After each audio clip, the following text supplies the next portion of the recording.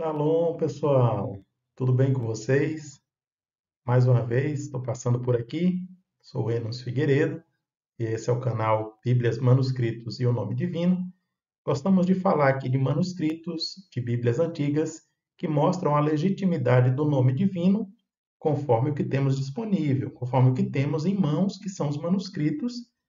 Temos, por exemplo, o texto hebraico massorético, que ele é vocalizado, ou seja, ele tem consoantes e vogais, então isso nos ajuda a saber como o povo judeu pronuncia, vocaliza o texto bíblico, e a partir daí, então, nós gostamos de ver fontes que mostram como o nome divino foi preservado. E é importante percebermos que nosso Pai, Jeová Deus, ao longo do tempo, ele tem se preocupado em preservar a sua palavra para todos nós, para que a gente possa ler, aumentar nossa fé, nosso amor, nossa devoção, enfim, nos tornarmos pessoas melhores e cristãos melhores, né? É interessante que esse texto de Isaías, ele traz a relva seca, a flor murcha, mas a palavra do nosso Deus permanece para sempre. É Isaías 48, e ele mostra muito bem o que tem acontecido com o texto bíblico ao longo do tempo. Nós estamos olhando aqui em português, uma versão do ano 2015, mas a gente pode conferir também manuscritos anteriores. Se a gente olhar para Isaías 48 no Canonite OR 87, do ano 1370 depois de Cristo, nós vamos encontrar as mesmas palavras. Se retrocedermos para olhar o Códice de Leningrado, o P19, o Leningradense, lá do ano 1008, ele também contém as mesmas palavras. E assim também se a gente retroceder para o Sasson, de 950 depois de Cristo, ele tem o mesmo conteúdo. Então, o Jeová Deus ele está interessado em que nós possamos ouvir a sua palavra. E o mesmo se dá com o seu nome. Como assim com o nome? Porque em Êxodo 3,15, Jeová Deus revelou o nome dele, de forma oficial ali para Moisés, para ele anunciar oficialmente aos israelitas. Êxodo 3,15, lá em hebraico, a gente tem Yehová. E aqui que você está vendo essa escrita aqui em hebraico, é uma foto de um manuscrito, o EVR 2B13. E ali tem o nome divino de forma completa, tanto as quatro letras, as consoantes YHWH, como as vogais E, O, A, Yehová, tá bom? E ele revelou o nome dele, disse que seria conhecido, lembrado assim, de geração em geração, para sempre. E alguns ficam pensando, mas ora, o nome divino em hebraico, como é que a gente chega ao esclarecimento da composição dele? Alguns judeus, eles dizem que tanto o Êxodo 3,15 como o Apocalipse 1,8 são textos reveladores, que, no caso, o Criador, o Eterno, não apenas diz o nome, mas ele mostra o significado grandioso, majestoso por trás desse nome. Ali em Apocalipse, a gente encontra o nome divino, e ele diz que também é aquele que era, que é e que será, ou que virá. E aí a gente tem as palavras Verraiá, Rahovέ e Irié. E dessas três palavras é que se tira as raízes, pequenas letras, para formar a composição do nome divino. Que no caso fica assim, ó. Forma o nome divino Yehová, em hebraico, né? Essa é a escrita e pronúncia, vocalização em hebraico, conforme os textos que temos disponíveis até o momento. Então, alguns ficam pensando, mas como assim? Se Êxodo é no Antigo Testamento, Apocalipse é grego, é do Novo Testamento, como é que pode estar falando do nome divino? Pois é, nós temos manuscritos bíblicos que foram traduzidos do grego para o hebraico, e nessas versões também mostra ali o nome divino no Novo Testamento. Sim, nós temos manuscritos. Esse aqui é de 1810, tá? É o Gaster, Hebrew Gaster, de 1810. E ele traz aqui em Apocalipse 1:8, você consegue ver aqui, V, e aqui esta letra, que é um Re, então, e esse tracinho aqui para, como se fosse uma abreviação. É V Hashem, a leitura seria essa. E o que significa isso? Quer dizer o nome. O nome, como assim o nome? O nome divino. Então, alguém escreveu esse texto aí E quando estava em Apocalipse 1:8, ele colocou Hashem, porque é o mesmo que colocasse o nome. Qual nome? Em hebraico, Yehová. E aqui, nesse Apocalipse 1:8, traz então as expressões Raiá, Rové e Irié. Né? Está aqui Ra, Raiá, Ve, Rové e Ve, Irié. Tudo bem? Como eu disse, né, dessa forma, com essas três palavras, Jeová Deus estava mostrando a grandeza do seu nome e o seu significado, a sua eternidade. Mais ainda, na sua grandeza, na sua eternidade, ele quer ajudar as pessoas sinceras que o adoram para que possam estar fazendo parte da sua família, o adorando e que também possam ser abençoados no futuro com uma vida melhor do que a que temos agora, né? Uma vida plena, uma vida perfeita, uma vida eterna. Bom, quando a gente examina a palavra de Deus, nós nos deparamos com essas promessas, com o plano de salvação da parte de Jeová Deus, o Todo-Poderoso. Você deve estar dizendo, isso não envolve o Filho de Deus, Jesus Cristo? Com certeza, claro que sim. Ele é o Salvador enviado pelo seu Pai, Jeová Deus, ou em hebraico, Yehová Elohim. E aí a gente encontra nas Escrituras o esclarecimento, a legitimidade de que o nome divino em hebraico, Yehová, ele tem sim toda essa composição de forma legítima dentro das referências do texto hebraico. Muito bem. Talvez a pessoa fique um pouco desconfiada, assim, dizer, mas como assim? Apocalipse em hebraico? Novo Testamento em hebraico? Tradução do grego para o hebraico? Deve ser uma coisa nova. Deve ser coisa da Idade Média e tudo que está na Idade Média não presta, é falsificado. Algumas pessoas pensam assim, né? Mas antes de concluir que esses textos são muito novos, às vezes a gente pode olhar algumas referências, como por exemplo, Epifânio de Salamina. Lá em 375, ou seja, quarto século depois de Cristo, ele publica o Panarion, e aí é um livro que ele vai combater diversos grupos sectários, considerados por ele sectários, e ele vai trazer alguns fatos, algumas menções históricas que outros autores modernos não têm acesso e não trazem. Como assim? Por exemplo, no 3.8, ali quando ele está falando contra os ebionitas, ele traz uma informação que é a seguinte, ó. Mas alguns devem ter respondido que o Evangelho de João, também traduzido do grego para o hebraico, está nos tesouros judaicos. Quero dizer, os tesouros de Tiberíades. E está guardado lá, secretamente, como certos judeus convertidos me descreveram em detalhes.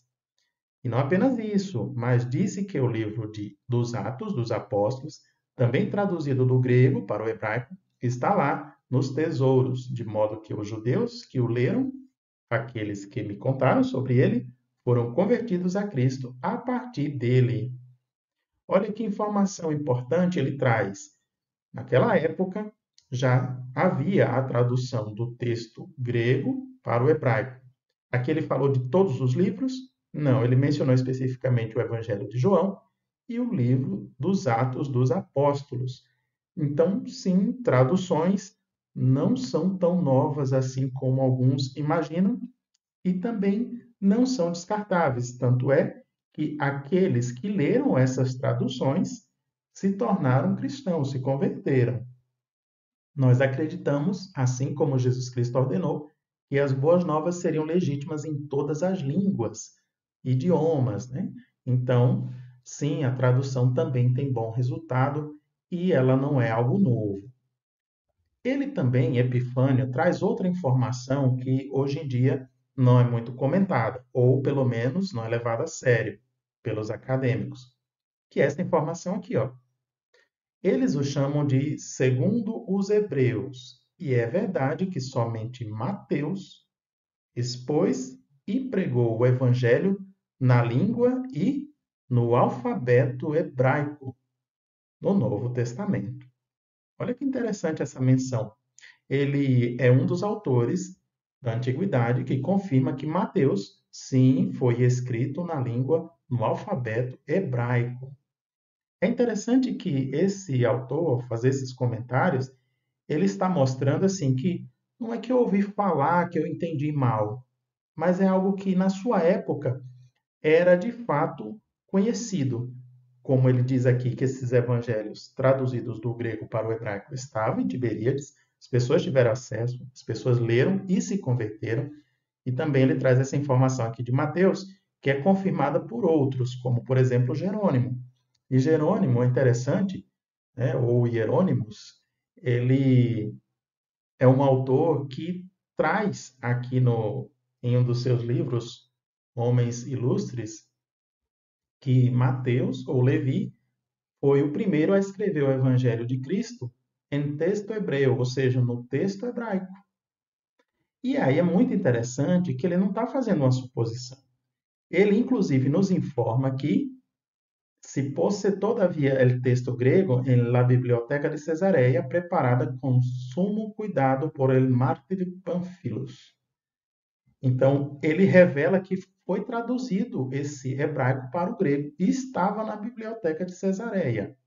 Então, não era algo imaginário, ele se confundiu, se atrapalhou. Ele está dando um fato bem consistente. Agora, ele ainda traz outra informação que é muito importante. Olha só. Es lo que yo mismo he podido aprender de los nazarenos residentes en la ciudad siria de Beorea, quienes se servem de esse volume. Então, isso foi o que ele aprendeu com esses nazarenos, esses seguidores de Jesus Cristo, que residiam nessa cidade síria de Beorea, e ainda mais diz que eles ainda se serviam desse volume. Então, ele está informando para a gente que Mateus, em hebraico, naquela época, ainda tinha pessoas que se serviam desse volume.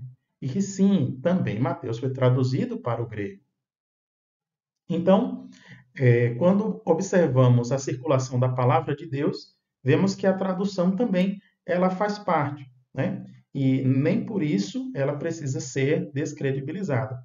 Claro, a gente tem que avaliar, tem que ver o conteúdo, os especialistas têm que fazer as análises, a crítica textual também, mas não significa que por ser uma tradução seja algo inferior ou seja descredibilizado, porque há traduções, sim, que de fato são muito boas, conforme a gente percebe que a conversão de alguns na época acontecia mediante a leitura de obras dos evangelhos que eram traduzidas. E mais para o nosso tempo, algumas pessoas têm tido dificuldade em entender que é muito legítimo o nome divino ocorrer no Novo Testamento, né? Em hebraico, a gente já falou aqui que é escrito como Yehová, claro que em português nós usamos Jeová. Agora, alguns pensam assim, mas não tem no grego, lá no Novo Testamento em grego ele não está aparecendo. Mas será que não deveríamos olhar para outras línguas? Será que há eruditos que fazem isso? Sim, diversos eruditos, ao fazer uma tradução, uma versão da Bíblia, principalmente se ele vai fazer aí uma poliglota, coloca em várias línguas, eles têm sim respeitado o uso do nome divino dentro do Novo Testamento, principalmente na parte hebraica, colocando aqui, como vocês estão vendo, grafado em azul aqui, ó, Yehová. E se for em siríaco, por exemplo, coloca Maria, Maria, no caso, Senhor Iá. É uma das formas que os sírios preservaram no idioma siríaco. Ou ainda, é possível ver nessa hexapla ambrosiana que eles também colocaram como se fosse uma forma de tetragrama, para indicar que esse Moriá é, na verdade, se referindo ao Todo-Poderoso, né? E aqui em português a gente chama Jeová. Esse aqui é um trecho que eu peguei para vocês de uma Bíblia que ela é uma poliglota, que ela é um interlinear, tem grego, inglês, hebraico e siríaco. Vamos dar uma olhadinha aqui? Deixa eu mostrar aqui na internet que é possível acessar, tudo bem? É possível você acessar esse tipo de acervo online. Na archive.org, por exemplo, quando você acessa aqui a interlinear grego, inglês, hebraico e siríaco, é o Novo Testamento, é interessante que, olha só, não precisa nem muito longe, deixa eu vir para as primeiras páginas aqui, ó. Você vê que é o Novo Testamento. Agora vamos passar aqui. A gente entra em Mateus, tá? Quando surgem algumas expressões em hebraico, como o anjo de Jeová, por exemplo, no hebraico não se dizia o anjo do Senhor, dizia Malar Yehová, ou seja, o anjo de Jeová. Aqui, ó, Malar Yehová. Ah, mas lá no grego não tem o nome divino, Jeová não está aparecendo. Sim, no grego está Kyrios, ou Theon, Theos, Deus. Mas, em hebraico, o autor considera que essa expressão é genuinamente Malar e Jeová, ou seja, o anjo de Jeová. E aí, interessante que no siríaco também vai refletir isso. Ó. A gente consegue perceber aqui, ó, que tem a expressão Mariá, que é o equivalente em siríaco a Senhor e a, que seria, no caso, o tetragrama mesmo, e Jeová, Jeová, no caso, em português. Né? Então, veja que em uma obra como essa, o erudito que vai fazendo a composição, ele entende que mesmo não tendo em grego aqui, quando surge um hebraísmo com o nome divino, deve constar em hebraico lá o nome divino, tá? Então, sim, outros eruditos conseguem ter essa percepção, porque às vezes as pessoas pensam que é uma invenção das testemunhas de Jeová, né? Geralmente pessoas que fazem isso, falam isso às vezes nem por maldade, mas que ouviram o pastor, o teólogo dizendo, né? Mas se você tirar tempo para estudar, você vai perceber que há diversos eruditos que concordam que o nome divino deveria ocorrer sim ali no Novo Testamento. Só para você ter uma ideia, esse resquício dessa obra Ciro Hexápolis Ambrosiana é um exapla Ciro Ambrosiana, né, ela não é completa, mas veja que quando a expressão Maria ocorre aqui no texto em siríaco, aqui ao lado é colocado um tipo como se fosse um tetragrama. Novamente, ó, a gente encontra aqui Maria, Maria, tem aqui, ó, de novo essa expressão escrita ao lado, é equivalente, como se fosse uma forma de tetragrama, como se fosse Ye, Ya, algo desse tipo, tá? Em siríaco. Mostrando então que o autor entendia que mesmo escrevendo a expressão Senhor, né, como gosta de traduzir Senhor, na verdade ali deveria ocorrer o tetragrama. E aí outros eruditos, por exemplo, Frederick Field, quando ele vai fazer uma exapa para Oxford, então ele vai também respeitar o nome divino, colocando então como Jeová. Tudo bem? Então, aí existe essa comparação de outros textos que dão legitimidade, no caso, o nome divino ocorrer dentro do Novo Testamento. Tá? Ainda seguindo com a nossa análise, a gente precisa olhar para outras línguas também. Alguns pensam assim: bom, manuscritos do Novo Testamento em hebraico. A gente vai especificar aqui para manuscritos relacionados com os evangelhos, né, em hebraico. Alguns pensam assim, não, são cópias tardias e não vale a pena. Tudo que vem da Idade Média, a gente tem que desconfiar e não tem credibilidade porque é um texto tardio. Bom, em crítica textual, parte desse raciocínio tem um fundamento. Por exemplo, textos gregos, você encontra aí primeiro, segundo, terceiro, textos completos, terceiro, quarto século, né, textos mais consistentes. Aí, é claro que se você comparar um texto grego do quarto século com o mesmo texto grego do 10º século, a preferência vai ser aquele texto que é mais completo, que é do quarto século, um texto mais primitivo. Concorda?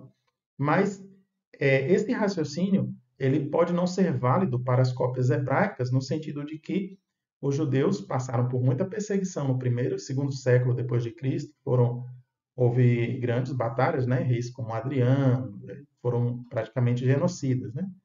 E aí a gente tem um restabelecimento da comunidade judaica na Espanha, em Portugal, mas novamente houve uma grande perseguição da instituição romana, né? Então a instituição romana massacrou os judeus, muitas cópias do que eles escreviam foram perdidas, hoje estão vindo à tona, estão sendo digitalizadas, estão sendo reproduzidas. Então não é tão simples assim para a gente determinar se uma cópia antiga ela tem validade ou não. Mas é claro que especialistas têm se debruçado em pelo menos 6 manuscritos têm recebido atenção e credibilidade de alguns estudiosos. O primeiro manuscrito que a gente quer destacar aqui para vocês, em hebraico, ele contém Mateus, Marcos, Lucas e João, é esse, o VAT EBR 100.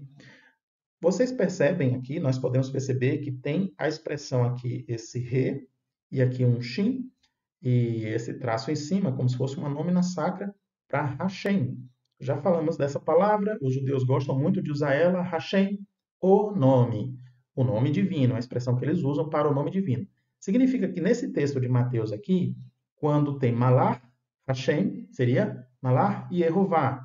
Então, o nome Yehová, ele achou que não deveria escrever, substituiu por, como se fosse o Senhor, né? O nome, Hashem, tá?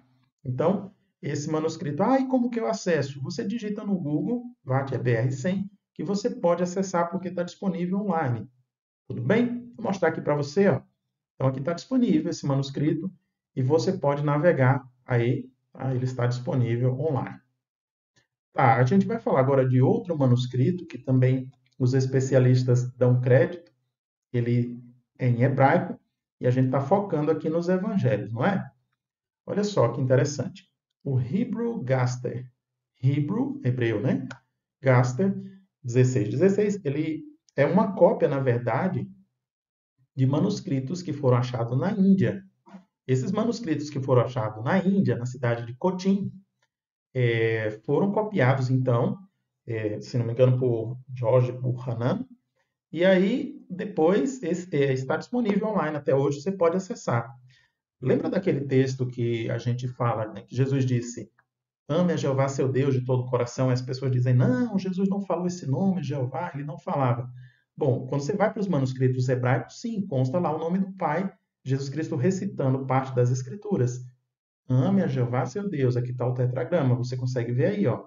YH, WH, que em hebraico seria Yehová, em português Jeová. Mateus 22, 37, a gente pode conferir no Hebrew Gaster, consta lá, sim, o nome divino. E se você quiser consultar online, você também pode fazer isso, tudo bem? Aqui a gente tem, ó, disponível, então, Hebrew Gaster 1616, você pode acessar a Manchester, a Universidade de Manchester, ela disponibiliza esse manuscrito, ele vai de Mateus até Apocalipse todo em hebraico. Lembrando que ele se trata de uma cópia de um manuscrito mais antigo da Índia e não está fácil da gente acessar, tá bom, pessoal? Esse OO 1.16 ou o outro, ele, o né, 1.16.2, não está de fácil acesso, tá? Mas, só para vocês terem uma ideia, alguns especialistas acabam publicando, né, tem sites na internet que acabam publicando, que é o mesmo livro de Apocalipse, tá bom? E alguns especialistas têm comentado que é um manuscrito muito antigo, em hebraico, e provavelmente não se trata de uma tradução do grego para o hebraico. Ah, mas é unanimidade? Bom, não existe unanimidade na academia, mas alguns especialistas em língua hebraica que examinam têm dado essa opinião, que é um manuscrito com muita legitimidade do texto hebraico e é muito antigo.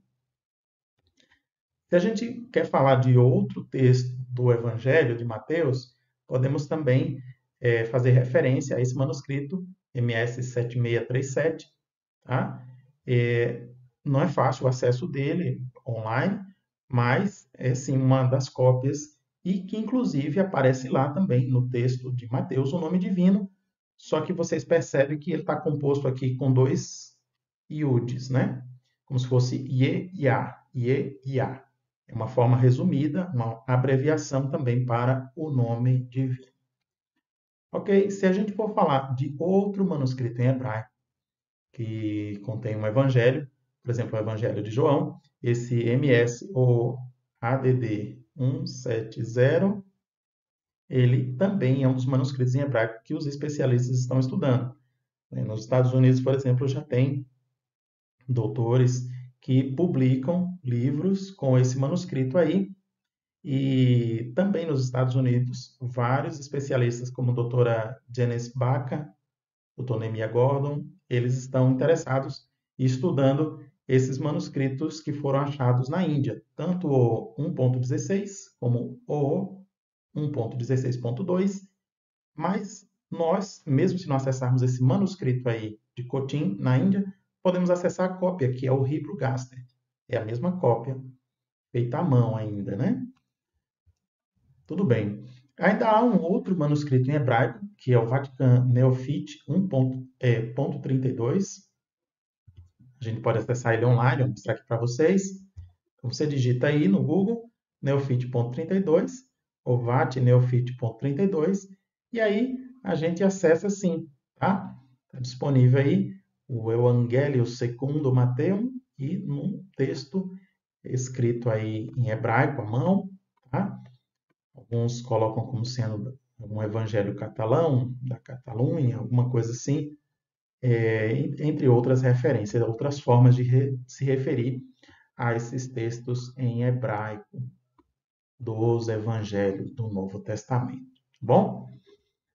E por último, a gente tem um outro manuscrito, mas é um fragmento, não é um manuscrito completo, então ele é apenas algumas partes de Lucas e de Mateus, mas nem por isso são menos importantes, né? Então, o VAT-EVR 530 PT1, aqui tem um pequeno erro, né? Eu coloquei EVR, mas na verdade é EBR. Ele contém também trecho de Lucas, no qual mostra várias vezes o nome divino, escrito ali com todas as letras, como Yehová, Yehová, Yehová, Yehová. Tá?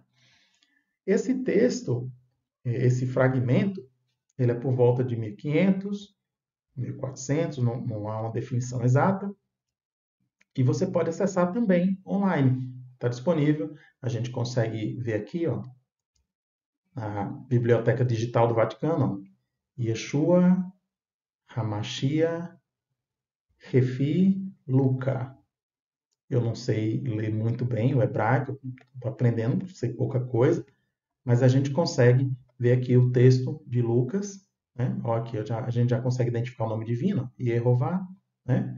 Se a gente seguir, vamos, já que é um fragmento, né? Algumas partes apenas de Lucas, capítulo 1, a gente vai conseguir identificar mais vezes o nome divino. Ó.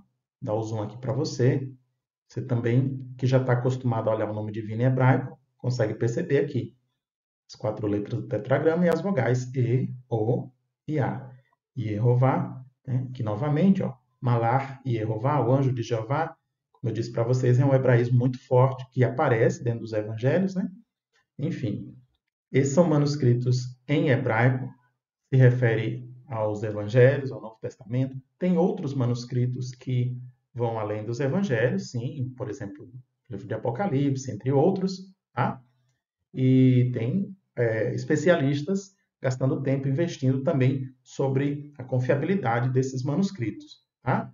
Mas o que é importante a gente já destacar aqui é que não é porque é um manuscrito que é uma tradução ou que é da Idade Média que ele não tem fiabilidade nenhuma. Na verdade, diversos especialistas que têm dado atenção, pelo menos a estes que eu trouxe aqui, mostram que sim, eles têm uma certa confiabilidade e que fazem parte, então, de um acervo muito interessante da gente dar uma olhada, né? Não constasse só o texto grego ou só o texto hebraico, mas outras línguas também, e que todo esse conjunto de textos bíblicos, eles convergem de fato para uma preservação do texto bíblico, mostrando que nosso Pai Jeová Deus, ele quer que sua palavra permaneça para sempre. Então, que a palavra de Jeová Deus, ela continue em nossos corações, para que nós possamos ser pessoas que venhamos a agradar a ele e venhamos também ser pessoas melhores. Bom, eram essas informações que eu gostaria de dividir com vocês. Se ficou alguma curiosidade, alguma dúvida, comenta aí, tá? Por favor. E agradeço a atenção de todos. Um grande abraço, fiquem com as bênçãos de Jeová e até uma próxima.